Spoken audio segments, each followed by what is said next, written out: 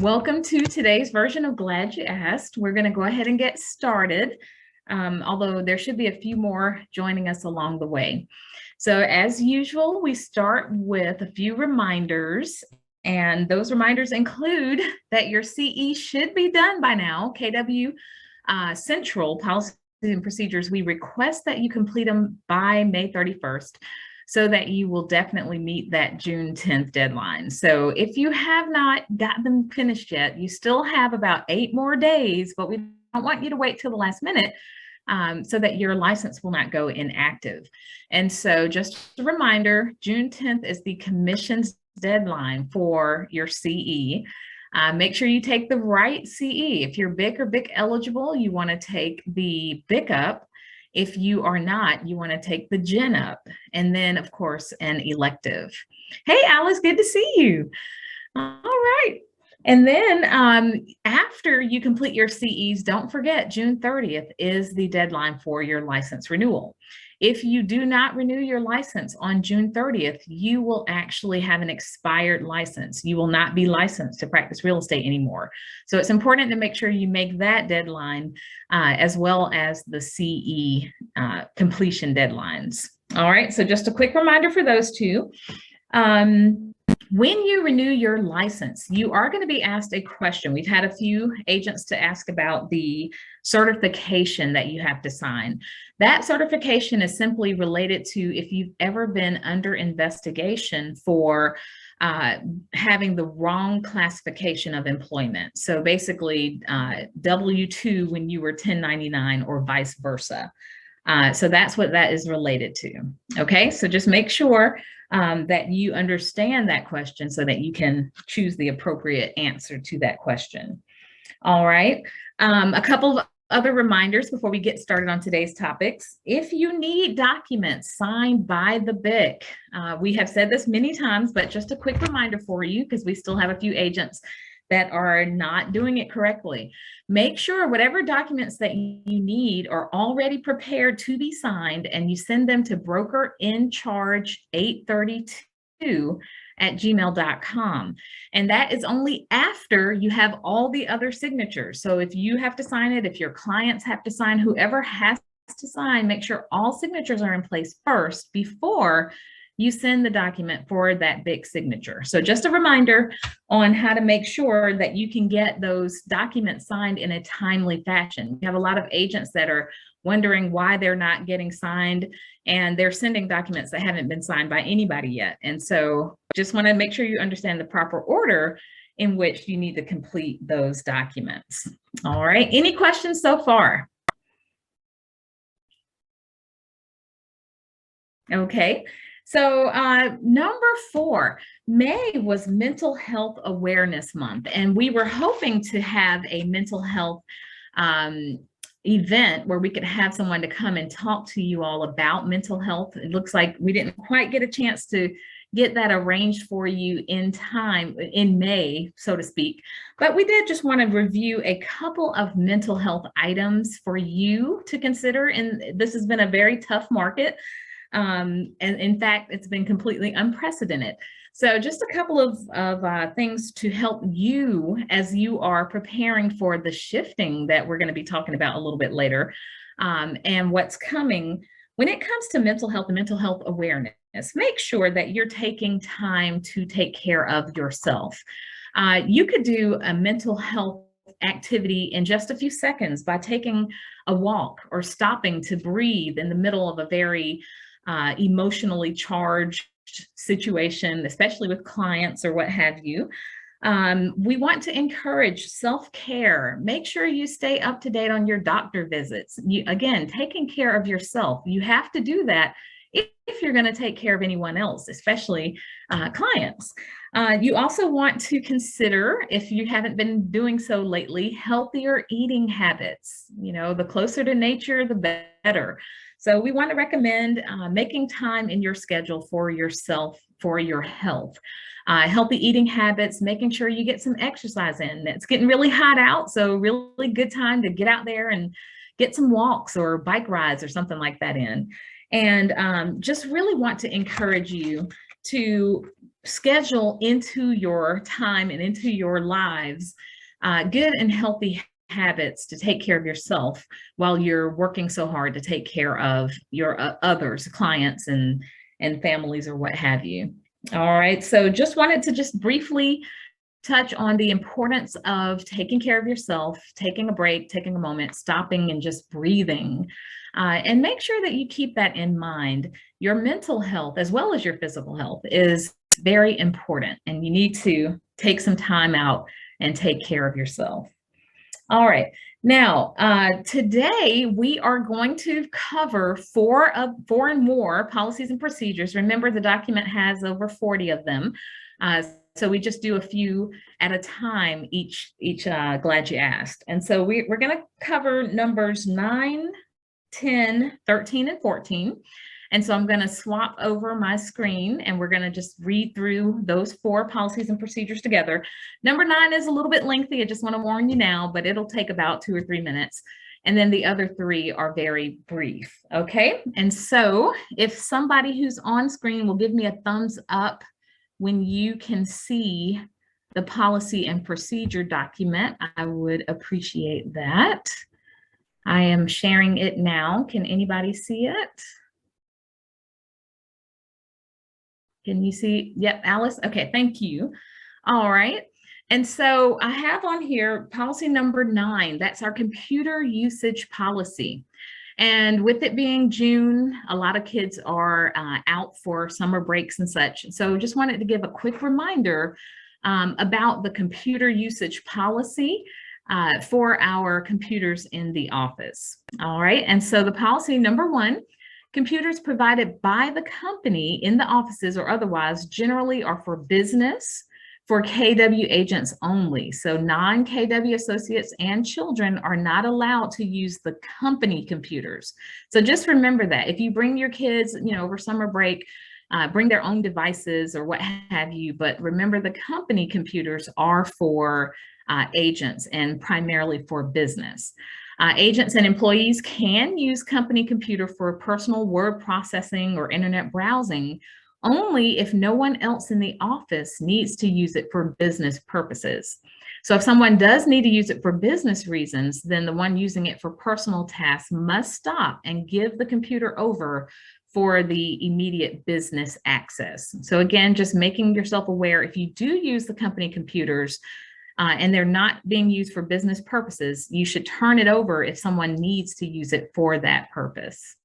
All right, number 3, personal data and files, including those created pursuant to number 2 here, may not be stored on company computers. So if you do use it for personal reasons, bring some sort of a device to allow you to save your files for your own use, not on the company computer, but on your own device. Number 4 talks about internet usage. Computers provided by the company can be used for business-related internet browsing, also surfing. Generally, agents and employees should not use it for recreational or personal internet browsing. The occasional use is permitted, again, as long as no one needs it for business purposes. Under no circumstances can it be used for inappropriate content. And we have examples of that for you. Inappropriate content includes racial or ethnic or hate content, or anything that is excessively violent or sexually explicit. So just being very specific here about what is considered inappropriate to use the company computers for. Under no circumstances may company computers be used for communications or communication methods provided by websites containing this inappropriate content. All right. And it includes things like social media, chat rooms, instant messaging, discussion groups, listservs, and email. Make sure that all use is appropriate business usage for the company computers. Number 5 talks about email usage. If an agent or employee maintains email files on company computers, those files are not considered private or confidential and may be reviewed by company management at the company's decision. So that's to make sure that you understand any of the company emails may be viewed by management if they so choose. They're not personal, private, or confidential. So it's important for you to know about your emails. Agents and employees will provide, at the request of the company, copies of any email communications they possess regarding any client, customer, or transaction involving the company or its sales associates. Usually those kinds of requests will only come if there's a complaint or a commission investigation or something of that matter. But if for any reason you are requested of the company to provide those documents, you must comply with company email. Agents and employees may not defame any person in any email communication. Agents and employees may not use inappropriate language, profanity, hate speech, sexually implicit speech. So again, it's about proper etiquette and behavior, professional etiquette and behavior. And then all email communications do need to conform to state and federal laws. Make sure that if you have spam type emails that you have the opt out that's required by CAN-SPAM. Agents and employees will be solely responsible for any contracts obligating them entered into by an email communication. If the company becomes liable for a contract made by an agent or employee in an email communication, the agent or employee will promptly reimburse the company for the costs of such contract, and or the company will have the right to deduct those costs from any pending commissions that are due to the agent. So make sure that you don't agree to anything that the company has to pay for or is responsible for, or that will have to come out of your commissions. Number 6, any communications transmitted or communication methods used via a company computer must be appropriate within all applicable local, state, and federal laws. Under no circumstance can company computers be used to communicate any type of inappropriate content or language, which we have defined several times above.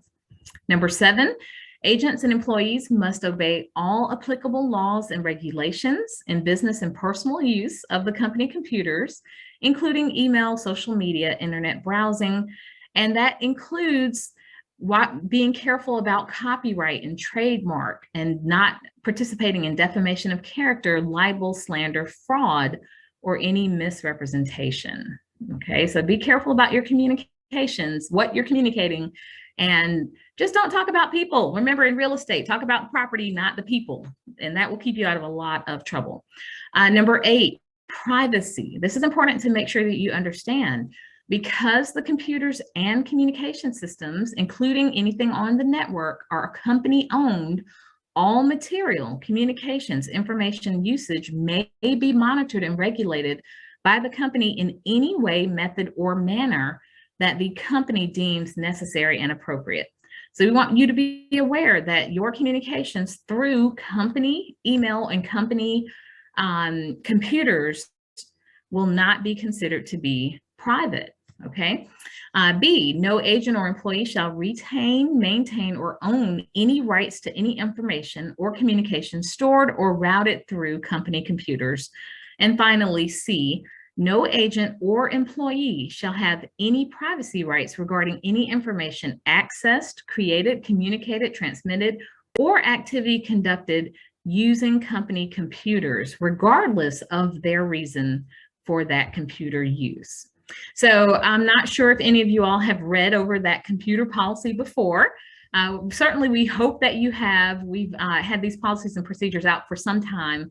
But again, we're taking the time out just to review these, do it in detail to make sure that you have access to the information. And then the next 3, as I mentioned, are very short. Hey, Sarah, good to see you. Did you have a question about the computer usage before we move forward? No? Okay. All right, so the next 3 are number 10 and then 13 and 14. Number 10 is just a reminder. We covered this last year. You guys may be still familiar. Confidentiality of MLS subscriber credentials. So KW Central agents are never to give out MLS passwords to anyone. MLS subscriber agreements that all agents must sign to join include this restriction. Anyone who has an assistant working on the agent's behalf must have their assistant set up properly in the MLS and have their own login credentials. Each MLS has various consequences for a violation, with fines from anywhere from $500 to $15,000, plus the loss of access to the MLS for up to a year. Now, I want to take a moment and just commend you all. You have been doing wonderful with making sure that your assistants that you're hiring are getting the proper MLS access. So we just want to say thank you for following the policy and the procedure here. You are doing a great job, and keep up the good work. All right, so that's for number 10. 13 and 14, they are, number 13 is customer service, and then number 14 is disaster recovery. So number 13, it is KW Central's policy that agents represent clients and firm with professional conduct, which includes no profanity or threats, and responding to all parties in a transaction in a timely fashion, which that is defined as immediately, but no later than 3 days. So we're just going off of the typical commission timing. We strongly advise agents to professionally communicate with and acknowledge all parties involved in a transaction, including clients, co-broke agents, attorneys, lenders, and all service providers in a courteous manner. Many potential claims and complaints could be avoided or resolved by simply responding. So you guys want to make sure that you understand a simple response can prevent you from having some of the complaints that we're seeing that are either being emailed to the BIC and or even to the real estate commission. Okay, so just a reminder, it's about to get hot out there, and somehow when it gets hot, people start getting a little bit saucy or spicy or whatever, but make sure that you remain courteous and professional in all of your dealings with clients and other service providers. And then the last policy that we're reviewing today is number 14, disaster recovery. You may or may not be familiar with this one. Transactional data must be backed up nightly for firm and client protection. Any data that's entered into command automatically will comply with this requirement. Any hard copies of documentation that you have must be in one location in a locked office. So just making sure that you understand, for protection, the only thing that is automatically backed up are any documents that you have not just uploaded to command, but remember, you have to actually hit the submit button. And then that will comply with that disaster recovery requirement to have the documents backed up nightly. All right. And so that is the last policy and procedure that we're going to review for today. Any questions about any of those four? All right, they're pretty short and sweet and straightforward, but again, just needed to touch on some of those as we continue to work towards reviewing all of those policies and procedures. All right, so today's topic, you might have seen it in the email that went out or the text. We are going to be talking about, are you seeing signs of shifting in the market? What are you guys seeing, and what are you doing? How are you preparing? What are you telling your clients? So talk to me, what are you seeing happening in the market right now, and or what are you doing to prepare for a shift?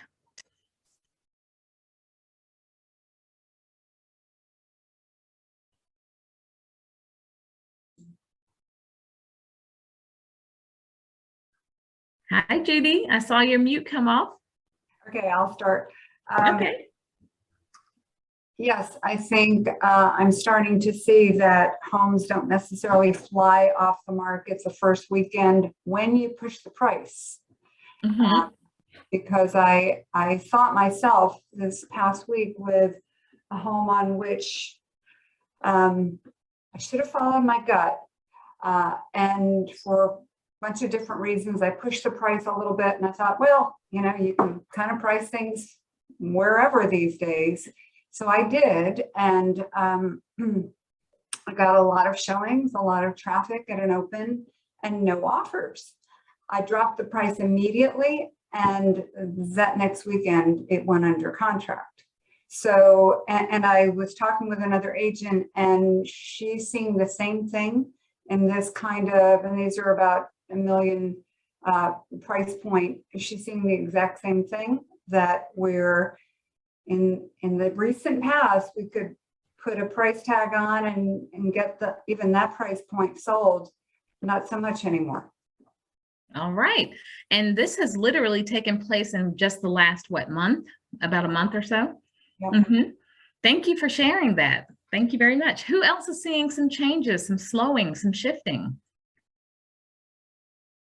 What are you all seeing out there?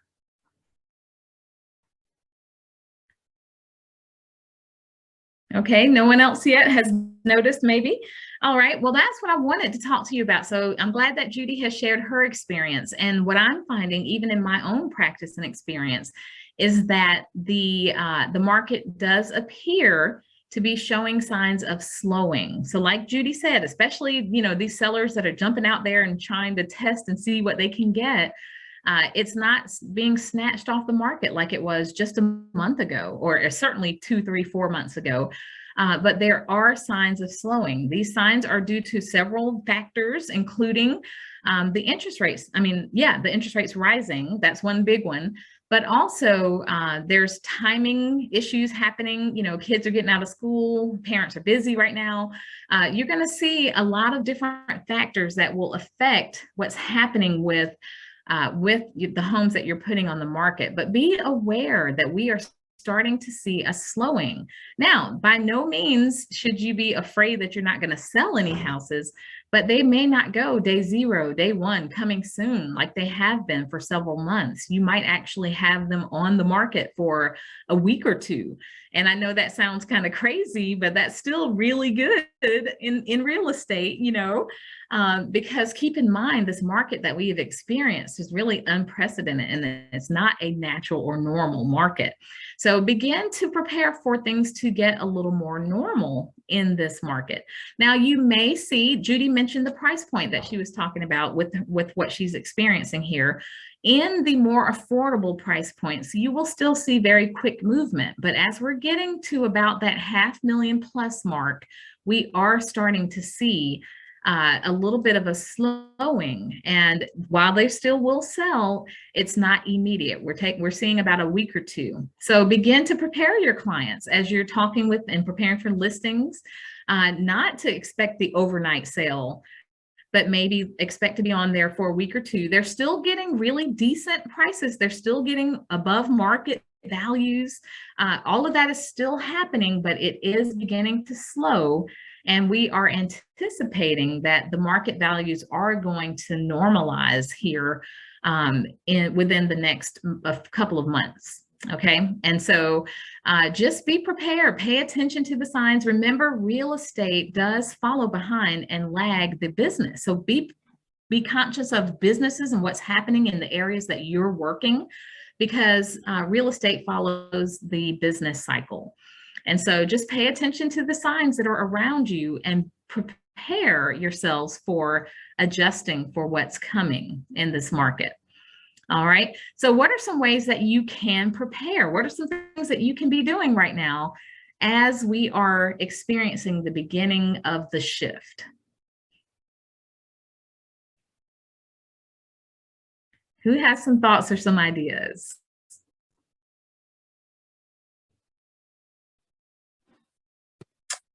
Maybe staying in touch with days on market as they kind of start to increase, and you'll need to probably push harder on sellers to be more strategic with their pricing as we're moving into this.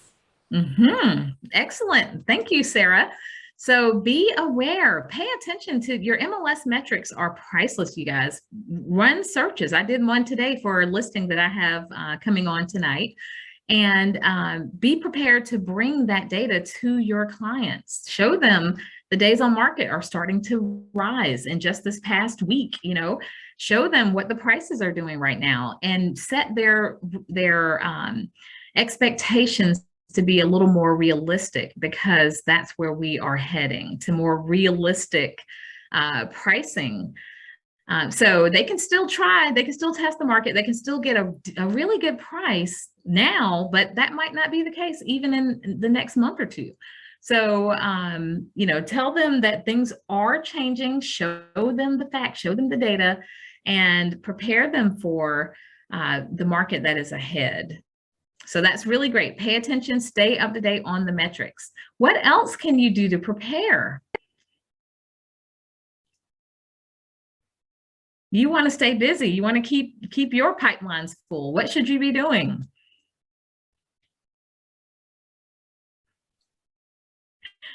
calling your past clients. Yes, thank you, Judy. That's what I was looking for. This is, you know, I'm not looking for rocket science, you guys. You're still in the same business. You should be doing the things that you should be doing anyway. Make sure that you stay in touch with your database. That's not going to change. Contact folks. Now that we're seeing the slowing, this is a great reason to call your database and say, you know, we're starting to see signs that the market is changing. If you're thinking about selling and you still want to get top dollar, you need to make a move sooner than later. So this is an opportunity to have a reason to call, share what the MLS is demonstrating is happening, and get some of those off the fence or on the fence folks off of it and into the market. All right, so this is an opportunity to make sure that you're doing the things that you should be doing anyway, contacting, staying in contact with your database.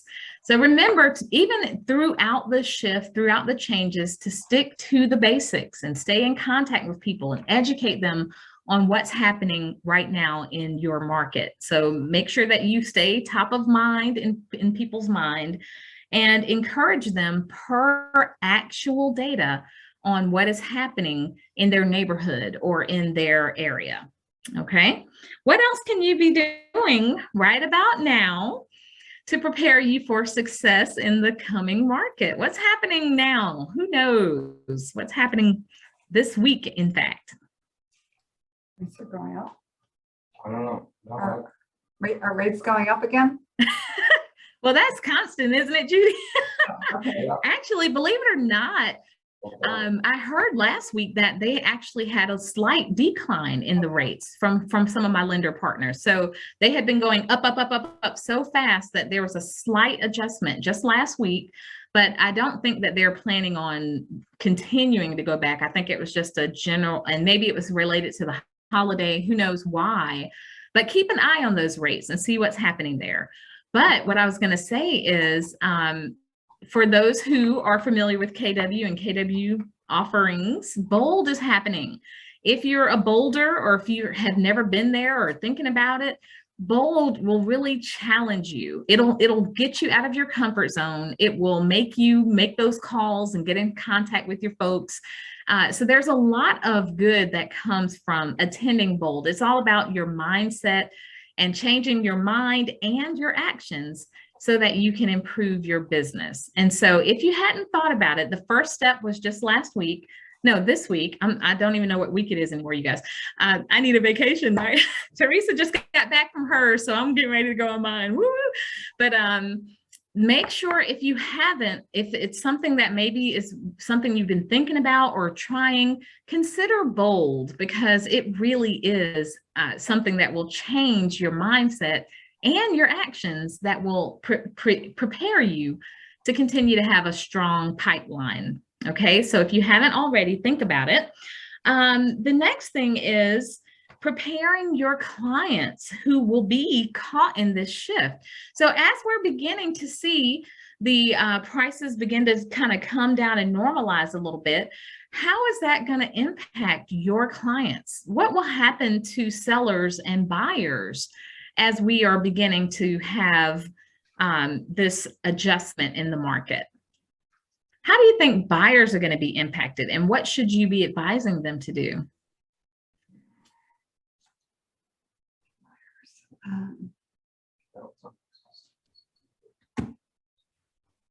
Any thoughts there?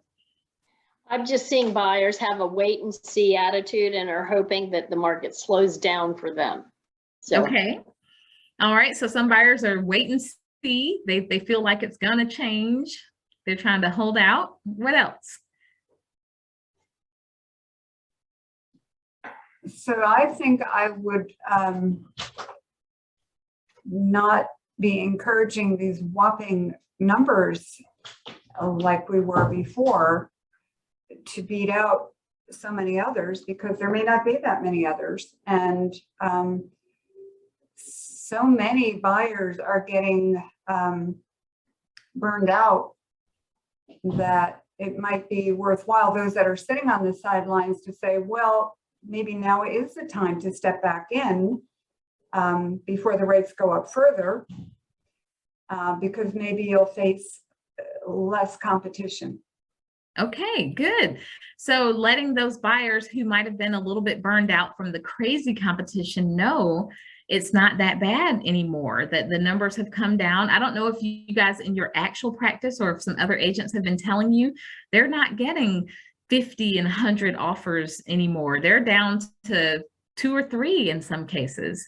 My last transaction, the buyer still came in there strong and they didn't have any competition, you guys. Of course, they didn't know it, but they came in with the previous mindset.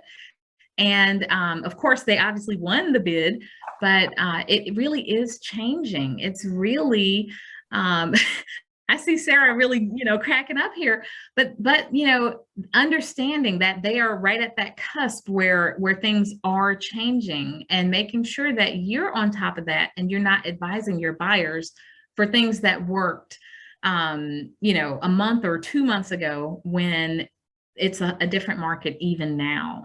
Okay. And so make sure that for those buyers who might be a little bit wiped out or a little tired, you tell them, okay, things are starting to slow down. We're seeing less traffic. We're seeing less competition.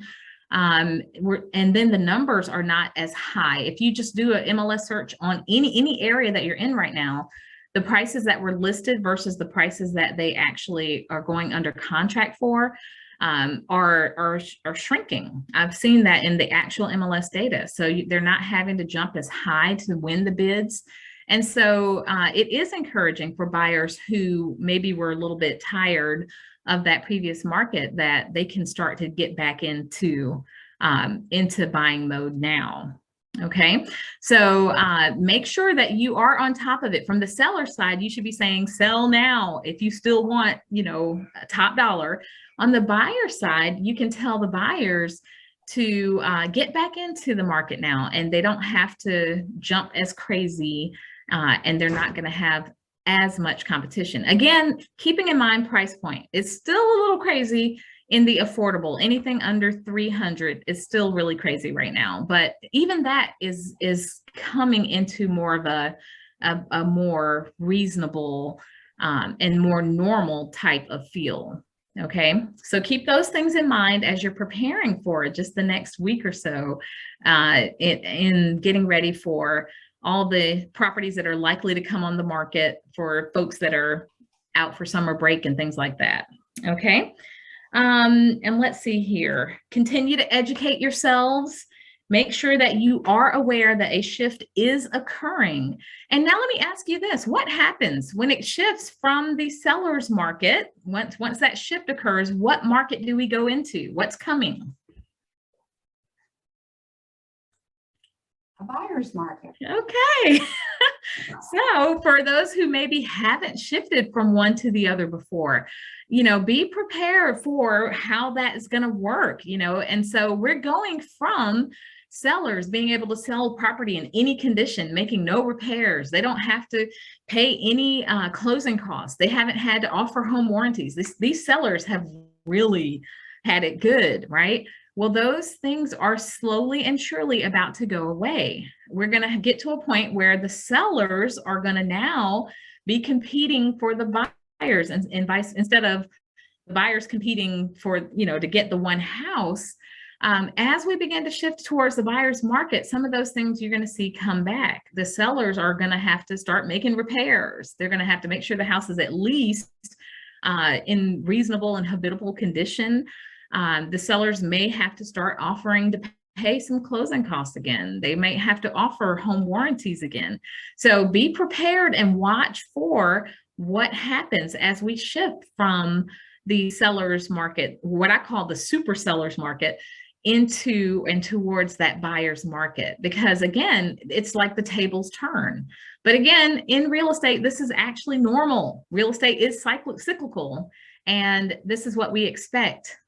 And so expect change, expect the unexpected when it comes to real estate, and be prepared to help your clients to navigate through crazy seller's market to a buyer's market, because this is going to be happening.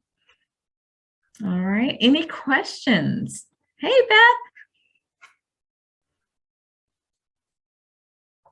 All right. Well, tell me, what are you guys experiencing? Any trouble in your transactions, or any questions that you have about something that's going on for you right now? I have a question. Sure. I'm wondering when some of the more experienced agents anticipate we might see contingencies come back into play. Ah, good question. All right, so we've got some experienced agents on. What are you guys thinking? Do you think you might see contingencies coming back into play? Or have you already started seeing it? Any thoughts on that? I've seen, I had a buyer shockingly asking for seller financing Okay. as a part of the purchase, which, kind of like, when was the last time anybody ever saw seller financing? So the seller didn't accept it, but it was interesting that a buyer's agent would think that that might even be possible. And in another month or so, not only possible, but possibly probable, right? Yeah. So that buyer's agent probably has a little heads up that the shift is happening. Let's test it. Let's try it out. So it sounds like some agents are already preparing and trying to see what's happening here. Because what do sellers do when the market begins to change? They start to panic and then they start to react, right? And so if you already are seeing that, be prepared that you're going to see that and a few more things like contingent offers. Whenever changes start to happen and people panic, what do? They freeze and they stop and they just want to see what happens, and so be prepared that they're going to go into a little bit of a wait and see, and see what's happening with the market. They like to look for safety or signs of safety. And so the best way to give an offer of safety to your clients is to educate them and to prepare them for what to expect.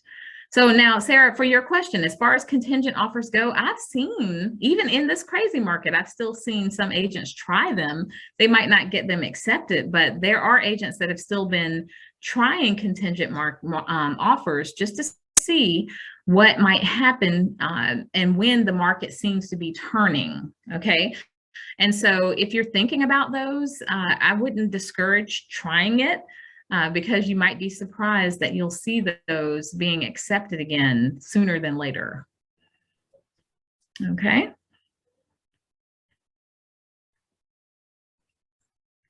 All right. What other questions? Anything happening in transactions? Anything unusual? Anything new or different? This is completely off topic of what you're talking about, but I'll throw it out there, and if you can talk about it a minute, I'd appreciate it. I never quite have understood about the danger of not having things permitted. You'll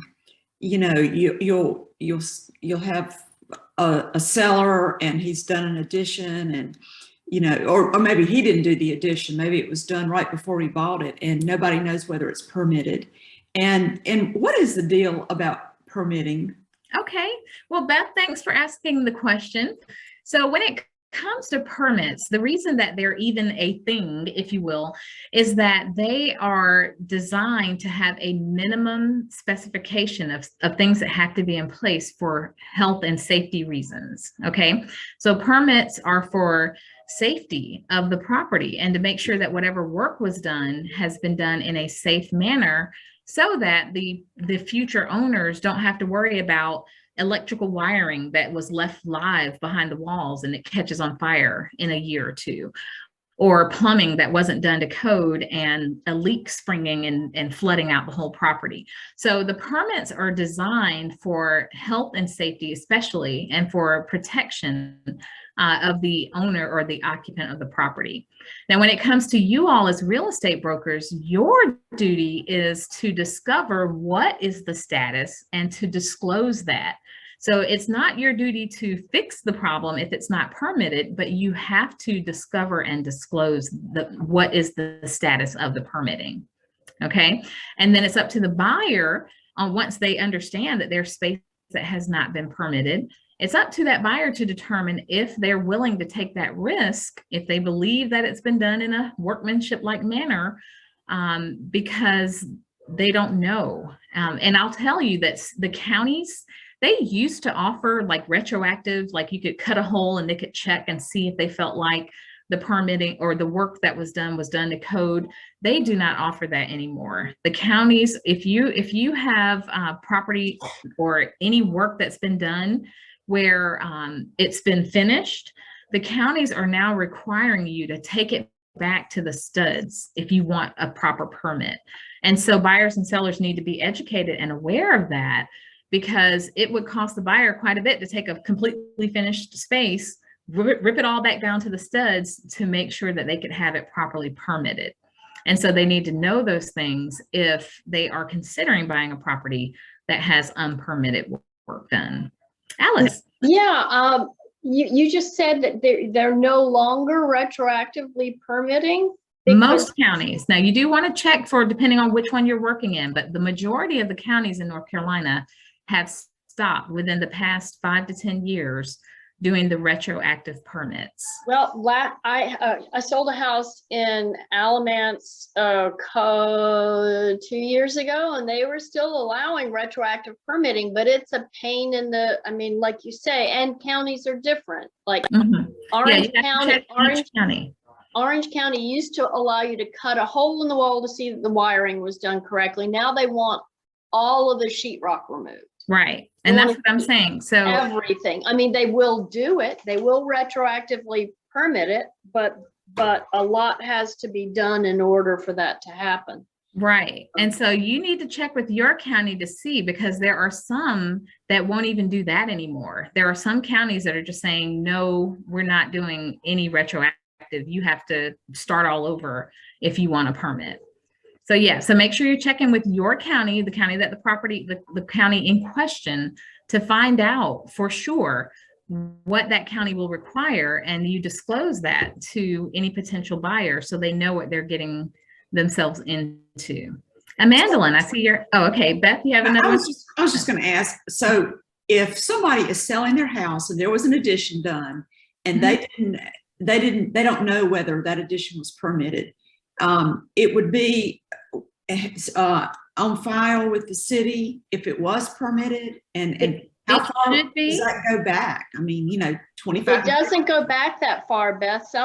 Some counties only keep those records for, I think, 7 years, and it may vary by county, but that's been my experience. Past a certain time, those records go away.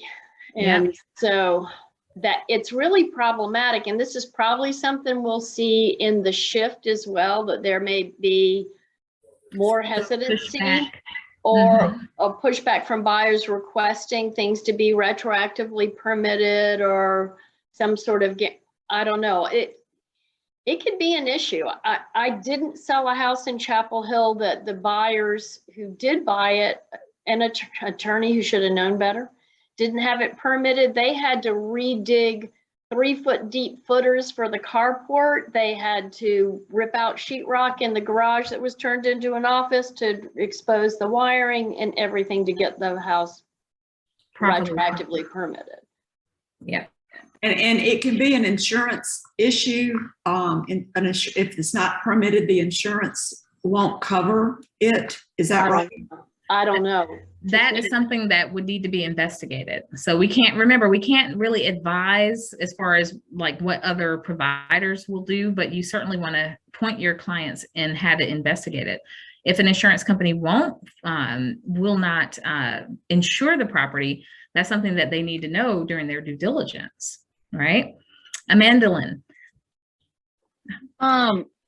So I'm running into this with my first property that has a unpermitted studio out back on a slab with some electrical wiring. Through the county, it is not, at least it's either old enough that they don't have anything on file, or the improvements are not listing that as an improvement. Whose job is that to talk to the county and see if there's any more information? Is that ultimately on the client or me as the listing agent? Because you know how it is, you get into stuff of I'll call about this and I'll call about that. And like, hey, if I need to know if I'm the authority that says this is what's going on, or if you need to hear that information, Mr. Client, and not hearsay stuff. So who ultimately needs to hear that from the county, me or them? Who makes that call? Great question. Great question. So as the client's agent, you do have the authority to investigate, right? And so you should at least be that first line of defense to make calls, because a client typically doesn't even know where to start or how to investigate these things. Now, once you find some news, if they don't like the news that you're telling them, then have them to verify it for themselves. But you certainly are the one that has the duty to discover and disclose. Thank you for asking. That was a great question. One last follow-up on that. If they decide to click no representation on everything, even with that info, I still just have to let people know, hey, that's how they filled this out, but there's an unpermitted building on the property. That is exactly correct. Yes, ma'am. Okay. Yep. Good job. That's right. All right. So Beth, back to your scenario. If you've got clients that don't know the status of permitting, the majority of, when it comes to what the requirements are for the county, they only have to keep records for 6 years. That's, not a lot of time. No, it's not. And most of them are not keeping them beyond that 6-year window. And so if your clients don't have any records of work being done beyond that, then there's really no way to prove it if the county doesn't have records. And so if you can't find any proof, then your disclosure needs to be, there are no records of a permit for this space. Okay. I think this might be something that we need to talk about within the company, because I don't think many agents know much about permitted spaces and things. Maybe some kind of lunch and learn. I don't know. What do y'all think? Have something to share. I recently had a listing. It was one of my investor clients who flipped the property, and he did add a bathroom, and against my advice, he left it unpermitted. And we disclosed it, of course, and the buyer bought it, and the appraiser did count it towards the value of the home because the construction was consistent and, it had been updated. So I was just going to put that out there. Of course, it would vary by appraiser, but it worked out in our case. Okay, thank you for sharing that. That is a really good point too, because you don't know what the appraiser is going to do with that space. Sarah was very fortunate that her appraiser found the work to be consistent and they included it, but she could have run into just the opposite, where the appraiser would have not included that additional space just because it was not permitted. So the appraisers have the right to choose based on what they observe. And that's something that, again, is out of your control as well. And Beth, I have made a note of a request for a lunch and learn or some more information about permits. And so keep in mind, there's tons of resources available. There was a CE, not too many years ago, one of the GenUps that had a section on permits. And so if you want to go back, all of that is all public record on the Real Estate Commission's website. So you could just do a quick search about permits and get some really great information about what the commission included in that CE back a few years ago. So that's just a resource for you as well. Hey, Alice, what you got? I'm curious about Sarah's example. If no one, how's an appraiser going to know that it was or was not permitted? And if no one else knows if it was or was not, because the work was done 10 or 20 years ago and this seller wasn't done by the seller, for instance, how would they know? Okay, so how Alice, would they know that it wasn't? How would they know that it was not went permitted? out kind of in the middle of your question there, and we can't hear you. Oh, really? But I think I got some of the gist of your question there. I heard her. Oh, you did? Did you hear the whole thing? Okay, so maybe it's my internet on my end. I can try again. One was, how would an appraiser even know that they don't normally get a copy of don't they just normally get a copy of the offer to purchase? So they do research just like we do. And they do even more in-depth research. So certainly they would check with the county to see if they have any records. The appraisers are on the hook for researching even more than we are.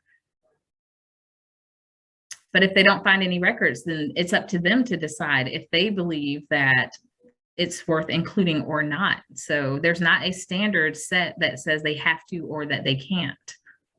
They have the choice. And they may not count it if they see that I mean, there's a possibility it may not be included as square footage or whatever, if that's a possibility. That is a possibility. Often, as we know, the county can be wrong. I just sold a house in Beckett's Ridge that they had it the county had it listed at like 1,500 square feet. I'm trying to remember if it was 25 or something like that. It's always been that. The upstairs was always finished. It's like they just didn't include the upstairs. And I think that's one of the reasons why the appraisers have the right to make their decision based on what they observe in their investigation of the property. Because yes, the county often has incorrect information. But the thing is, you don't get to decide what the appraiser's decision is going to be. That you have to wait to see what they will decide. Now, in the past, I have had agents that want to sort of help the appraiser along, and they can provide proof or documents or like a little packet for the appraiser in the property that will give them, you know, the comps that the agent may have used to come up with their valuation.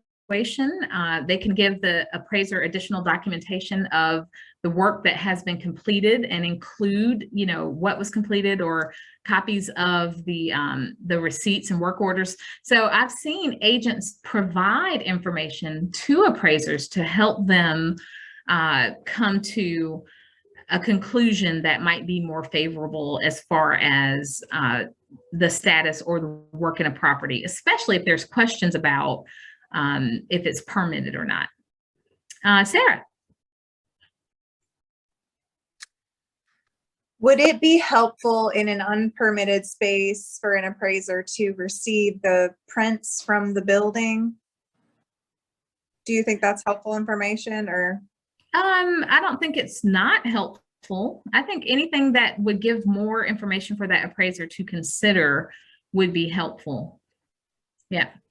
And permitted stuff is like, it's electrical, plumbing, that type of work. Structural, electrical, and plumbing. And structural meaning exactly what? I mean, not like not sheetrocking a wall in or something. Not the sheetrock, but the structure behind the sheetrock. Okay. In addition, like load bearing. So I think I saw Mary and Alice. Do you all have questions? Yeah, Mary? I do. Okay. So a garage, if it shows up on the tax record, does that indicate that it was permitted, like in the 90s, where there's no record now of permitting? But if it shows up on the tax record as a second structure, would that indicate that it had been permitted? No, not necessarily. So yeah, if it just shows up on there, it doesn't mean that it was necessarily permitted, but just that it was recognized as there's another structure. Maybe when they went back to do their tax appraisals, they discovered a new structure there or something to that effect. Okay. But it does not indicate that it was necessarily permitted. Okay. Thank you. Okay. Thank you for asking. That was a great question. Alice. I was just going to comment on I've been so tempted to want to help an appraiser in the past, and I've actually talked to some appraisers, and what I understand is some of them can kind of get their backs up a little bit, like they're the expert and you're trying to tell them something. You know, they know more than, you know, anybody else about how to do their job. So, I mean, if it was something like proof of permitting that's not available in the county anymore or something, then that would seem reasonable. I don't know. I've just been warned, just to say, I've been warned by some appraisers about trying to help them do their job that they're better at than we are. Right. Yeah. So, And that's something to keep in mind, because there are some appraisers that are pretty cocky out there, just real talk here. And so you don't want to come off as if you're trying to insult their intelligence. But again, only if you have useful information that is not publicly available, then you can leave it for them for their consideration. And that's the way that it should be presented. Documentation that was not available on public record that my clients provided to me for your consideration. So again, be careful about how you treat all people, treat professionally, and don't come across as if you're trying to help them do their job because you don't think they can. But if you have something useful for them to consider that they can't get otherwise, then it's certainly no problem to provide that. Great discussion, everyone. Any other questions? No? All right. Well, it's June, so I don't know about you guys, but I have a vacation coming up. I'm excited. I'm going to get in some water somewhere. But I hope that you all have a fantastic June. And until next time, I want to thank you all for joining me for Glad You Asked. If you have any questions in the meantime, make sure that you send those to Broker in Charge 832. And if you have topic ideas, we'd love to hear those from you. And also, when you make suggestions, we do take note and we follow up. So I'll see what we can do about a lunch and learn on permits, Beth. Thanks for that idea. And I am just so glad you asked. Y'all take care of yourselves. Thank you. You're welcome. Bye. Bye-bye. Bye, everybody. Thank you.